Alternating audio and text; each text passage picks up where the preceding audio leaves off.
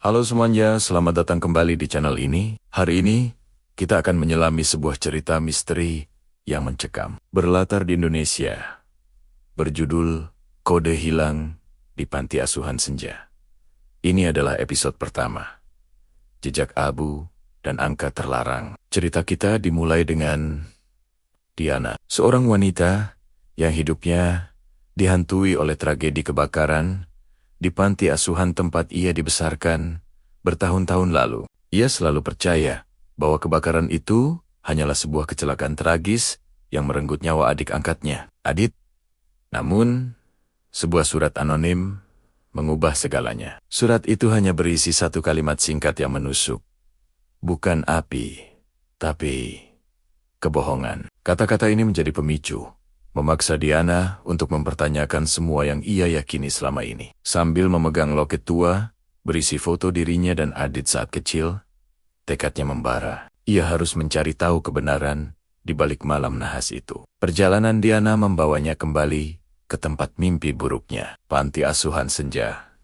Kini, tempat itu hanyalah reruntuhan yang sunyi dan menyeramkan. Gerbangnya yang usang dan berkarat seolah menjadi penjaga rahasia kelam. Dengan hati-hati, Diana memanjat gerbang itu, melangkahkan kaki ke halaman yang kini dipenuhi ilalang tinggi. Angin berdesir melalui sela-sela bangunan yang hangus. Suaranya terdengar seperti bisikan arwah anak-anak yang terperangkap di masa lalu. Setiap langkah terasa berat, seolah waktu berhenti berputar di tempat ini. Diana menelusuri koridor yang gosong, menuju ruang kelas yang pernah menjadi tempatnya belajar dan bermain.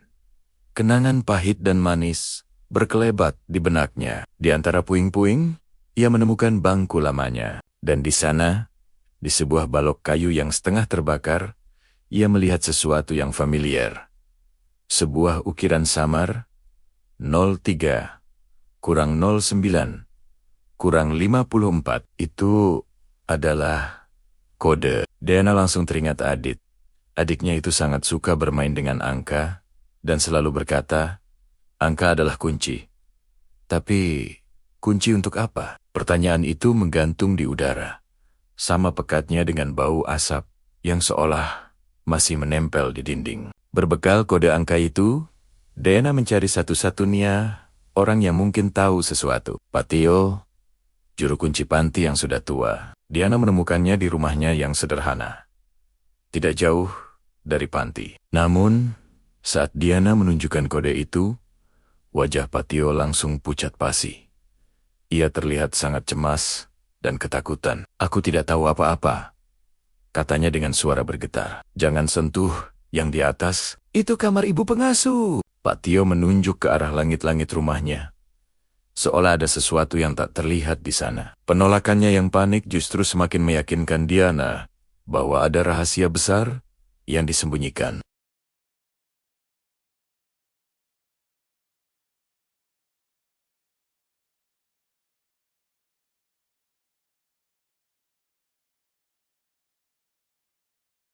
Menggali dokumen-dokumen usang tentang Panti Asuhan Senja, ia berhasil menemukan laporan resmi polisi tentang kebakaran tersebut. Namun, saat ia membacanya dengan teliti, jantungnya berdebar kencang. Bagian terpenting dari laporan itu, daftar nama korban jiwa, telah disobek dengan sengaja.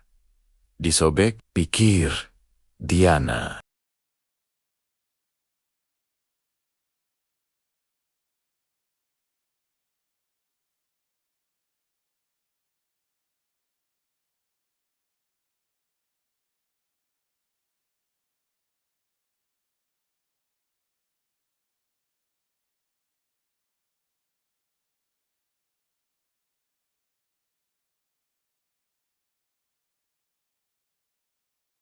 Apa yang ia lihat di dalamnya sungguh mengejutkan. Berbeda dengan ruangan lain yang hangus terbakar, kamar ibu pengasuh tampak sangat rapi dan bersih, seolah tak tersentuh oleh api sedikit pun. Di atas meja tergeletak sebuah buku harian dan sebuah kotak kayu yang tertutup rapat.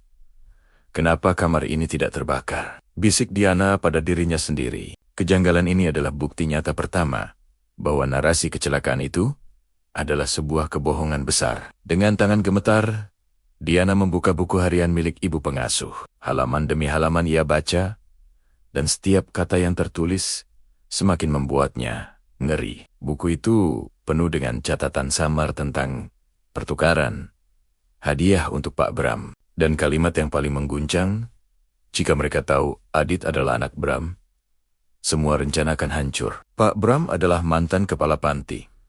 Apa hubungannya dengan Adit? Saat Diana sedang mencoba mencerna semua informasi ini, tiba-tiba ia mendengar suara langkah kaki di koridor bawah.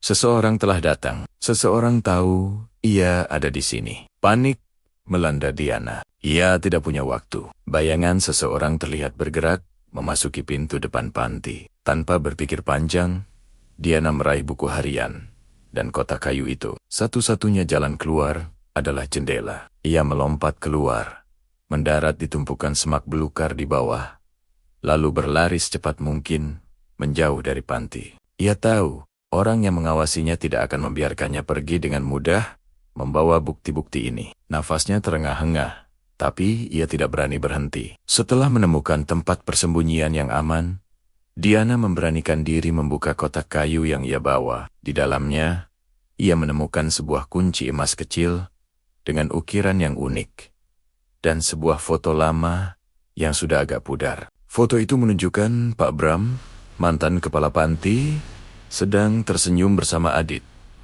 Yang aneh, di foto itu, Adit mengenakan pakaian yang sangat bagus dan mahal, bukan pakaian sederhana khas anak panti. Pak Bram dan Adit, Diana bergumam. Ini berarti mereka berdua punya hubungan khusus. Jauh sebelum panti itu terbakar. Kembali ke apartemennya, Diana langsung mencari informasi tentang Pak Bram di internet. Hasilnya sungguh mengejutkan. Pak Bram, yang dulu hanya seorang kepala panti asuhan kecil, kini telah menjadi seorang filantropis terhormat, pemilik sebuah yayasan pendidikan yang sangat besar dan berpengaruh. Saat Diana mengamati foto profil Pak Bram di situs web yayasannya, matanya terpaku pada sebuah detail kecil, sebuah bros berbentuk simbol yang tersemat di jasnya. Simbol itu sama persis dengan bentuk kunci emas yang ada di tangannya. Semuanya mulai terhubung. Dengan tatapan tajam penuh keyakinan, Diana berkata, inilah kuncinya. Kunci untuk membuka kotak Pandora seorang penipu. Perjalanan Diana untuk mengungkap kebenaran baru saja dimulai. Apa yang akan ia lakukan selanjutnya dengan kunci dan bukti-bukti ini? Siapa sebenarnya Pak Bram dan apa perannya dalam tragedi kebakaran itu? Semua akan terungkap di episode selanjutnya. Jangan lupa subscribe dan nyalakan lonceng notifikasinya agar kalian tidak ketinggalan kelanjutan cerita ini. Terima kasih sudah menonton. Sampai jumpa di video berikutnya. Demi mengungkap kebenaran di balik kebakaran panti asuhan, aku menyusun sebuah rencana nekat. Aku, Diana, menyamar sebagai calon investor yang tertarik pada yayasan milik Pak Bram. Tentu saja, aku tidak sendirian. Randy, seorang jurnalis yang juga temanku, ikut serta sebagai juru kamera. Misi kami jelas, masuk ke kantor pribadinya. Kunci emas yang dulu kutemukan, aku yakin, adalah gerbang menuju jawaban yang selama ini tersembunyi. Sambil menunggu di lobi yang megah, aku berbisik pada Randy. Kita butuh akses ke kantor pribadinya. Kunci emas ini pasti untuk sesuatu di sana. Jantungku berdebar kencang, tapi tekadku jauh lebih kuat. Setelah berhasil mengelabui resepsionis, kami akhirnya sampai di depan pintu kantor Pak Bram. Suasananya begitu dingin dan formal. Sangat berbeda dengan citra dermawan yang selalu ia tampilkan. Aku segera mencari-cari. Dan benar saja, kunci emas itu pas dengan sebuah laci tersembunyi di balik lukisan besar. Aku menarik laci itu perlahan. Di dalamnya bertumpuk berkas-berkas yang membuat darahku berdesir. Ini bukan sekadar dokumen adopsi biasa. Banyak sekali kejanggalan. Nama-nama anak yang kukenal, yang dinyatakan hilang saat kebakaran, terdaftar sebagai sudah diadopsi dengan data yang jelas-jelas palsu. Namun, yang paling mengejutkan adalah dokumen warisan panti. Di sana tertulis jelas bahwa panti asuhan Senja sebenarnya diwariskan kepada anak sah Pak Bram. Sebuah konspirasi besar mulai terkuak di depan mataku. Informasi dari dokumen saja tidak cukup. Aku butuh saksi hidup. Aku memutuskan untuk menemui Pak Tio, juru kunci panti, yang dulu memberiku kunci emas. Kami bertemu di sebuah kedai kopi yang sepi. Wajahnya pucat pasi, penuh ketakutan. Dengan suara bergetar, ia akhirnya menceritakan segalanya. Kebenaran yang jauh lebih mengerikan dari yang kubayangkan. Pak Tio mengaku bahwa Adit, sahabat kecilku yang kuanggap telah tiada, sebenarnya adalah anak kandung Pak Bram. Ia disembunyikan di panti sejak kecil. Kebakaran itu sengaja dibuat agar Pak Bram bisa memalsukan kematian Adit, lalu mengklaim seluruh warisan panti untuk dirinya sendiri. Pak Tio menatapku nanar. Adit tidak mati, nak. Dia diubah namanya. Diadopsi oleh dirinya sendiri. Dunia serasa runtuh mendengarnya. Adit masih hidup. Aku tidak bisa menunggu lebih lama lagi. Kesempatan emas datang saat Yayasan Pak Bram mengadakan sebuah acara besar. Di hadapan para tamu, jurnalis, dan kolega bisnisnya, aku melangkah maju. Dengan suara lantang, aku menghadangnya. Aku mengeluarkan semua bukti yang kupegang, salinan dokumen palsu, dan buku harian lamaku yang berisi kode rahasia kami. Awalnya Pak Bram berusaha tenang, menyunggingkan senyum palsu. Tapi saat aku mulai membeberkan temuanku, kepanikan mulai menjalari wajahnya. Aku menatap matanya tajam. Suaraku menggema di seluruh ruangan. Anda memalsukan kematian anak Anda, Pak Bram, dan Anda membakar panti untuk menutupi jejak. Suasana menjadi hening seketika. Semua mata tertuju padanya. Topeng kebaikannya mulai retak. Malam itu juga, aku dan Randy bergerak cepat. Berdasarkan informasi dari Pak Tio, kami menyelinap masuk ke rumah mewah Pak Bram. Rumah itu begitu besar dan sunyi. Setiap sudutnya terasa menyimpan rahasia kelam. Kami harus menemukan Adit sebelum Pak Bram menyembunyikannya lebih jauh. Randy berbisik pelan. Kalau dia masih hidup, dia pasti ada di tempat yang paling aman sekaligus paling tersembunyi. Kami mencari di setiap ruangan, hingga akhirnya menemukan sebuah karpet yang terasa ganjil. Saat kami singkirkan, sebuah pintu menuju ruang bawah tanah terungkap. Jantungku berdetak semakin cepat. Inikah akhir dari pencarianku? Aku menuruni tangga dengan hati-hati. Di sana, di sebuah ruangan yang tampak seperti kamar mewah yang terisolasi, aku melihatnya. Seorang pemuda tampan, sekitar 25 tahun, sedang membaca buku. Itu Adit. Aku yakin sekali. Tapi tatapannya kosong. Ia menatapku seolah aku orang asing. Dia tidak mengenaliku. Pak Bram telah mencuci otaknya, memberinya identitas baru. Bima, pewaris bisnis keluarga. Air mataku tak terbendung lagi. Aku melangkah mendekat. Suaraku bergetar, menahan isak. Adit, ini aku, Diana. Ingat kode 03, kurang 09, kurang 54. Aku menyebutkan kode rahasia kami. Kode hari ulang tahun kami yang hanya kami berdua yang tahu. Kuharap sepercik ingatan masih tersisa di sana. Mendengar kode itu, ekspresi Bima berubah drastis. Matanya yang kosong mulai menunjukkan kilatan kebingungan, lalu keterkejutan. Sebersit ingatan masa lalu seolah menerobos dinding amnesia yang dibangun ayahnya. Dia adalah Adit. Saat itulah, pintu ruang bawah tanah terbuka dengan kasar. Pak Bram masuk dengan wajah penuh amarah. Kau menghancurkan segalanya, Diana, teriaknya. Ia mencoba menarik Adit, tapi Adit menepisnya. Terjadi pergulatan kecil, dan dalam kekacauan itu, Randy berhasil menekan tombol alarm darurat yang ada di dinding. Sirene meraung-raung, memecah kesunyian malam. Permainan Pak Bram sudah berakhir. Menjelang subuh, kami berhasil keluar dari rumah itu. Aku dan Adit, yang masih tampak syok, berlari menjauh, sementara di latar belakang, mobil polisi mulai berdatangan. Kami berhasil membawa salinan dokumen penting sebagai bukti tak terbantahkan. Sambil terengah-engah, Adit menatapku dengan tatapan tak percaya.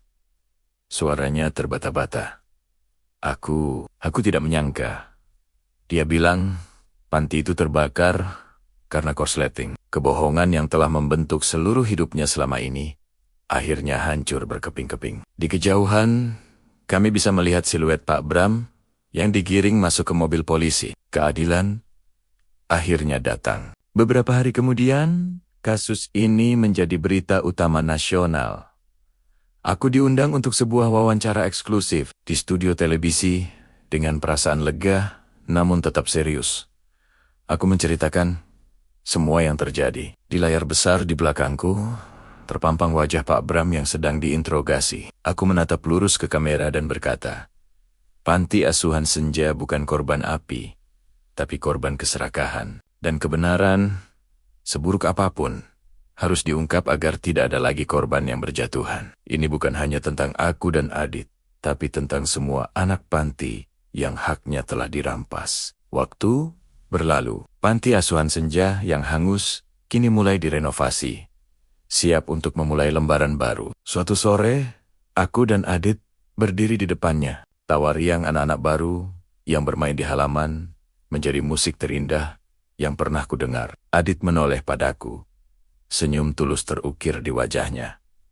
Senyum yang selama ini kurindukan. "Terima kasih, Diana. Sekarang aku tahu siapa aku," ucapnya pelan. Aku balas tersenyum, menatap bangunan panti yang mulai berdiri kokoh. Panti ini akan menjadi rumah sejati, Adit. Rumah yang aman dan penuh cinta, seperti seharusnya. Perjalanan kami memang menyakitkan, tapi di ujungnya, kami menemukan harapan baru. Terima kasih sudah mengikuti kisah ini. Jangan lupa untuk subscribe dan sampai jumpa di video selanjutnya.